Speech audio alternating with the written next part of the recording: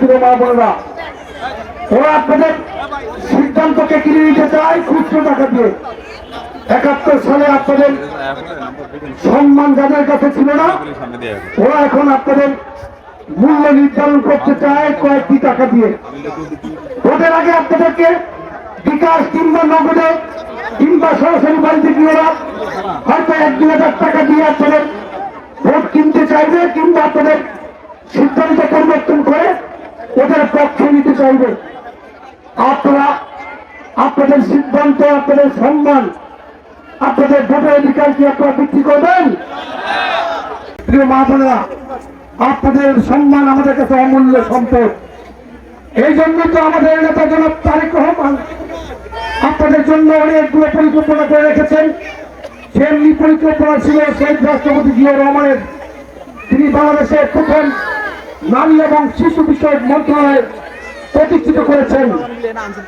শুধু তাই নয়, নারী এবং শিশুদের বিরুদ্ধে পরিবারে, সমাজে, রাষ্ট্রে যে সকল নির্যাতন হয়, এই নির্যাতন বিরোধী তিনি একটি আইন করেছিলেন যার সর্বোচ্চ শাস্তি মৃত্যুদণ্ড এবং যাবজ্জীবন রাখা হয়েছে। একইভাবে আমাদের নেত্রী দেশনেত্রী বেগম খালেদা জিয়া প্রথমবার যখন ক্ষমতায় আসলেন, তিনি লক্ষ্য করলেন নারীরা শিক্ষার ক্ষেত্রে পিছিয়ে আছে। মাত্র 4 জন ছাত্রের বিপরীতে মাত্র 1 জন ছাত্রী ক্লাসরুমে উপস্থিত হতে তৎকালীন সময়ে তিনি ছাত্রীদেরকে ক্লাসরুমে নেওয়ার জন্য অনেকগুলো প্রকল্প গ্রহণ করলেন। তার মধ্যে একটি হচ্ছে কাজের বিনিময়ে খাদ্য নামক প্রকল্পকে তিনি শিক্ষার বিনিময়ে খাদ্য নামক প্রকল্পে রূপান্তরিত করলেন। বেগম খালেদা জিয়া 3 জন ছাত্রের বিপরীতে 1 জন ছাত্রীকে ক্লাসরুমে থেকে তিনি সমতা আনার চেষ্টা করলেন। ছাত্রীদের জন্য উপবৃত্তি চালু করলেন।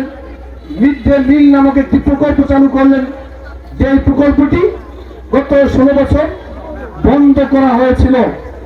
এই মিড ডে মিল নামক প্রকল্পের মাধ্যমে ক্লাসরুমে খাবার দেওয়া হতো, কারণ অনেক ছাত্রছাত্রী সকালবেলা না খেয়ে স্কুলে আসতো।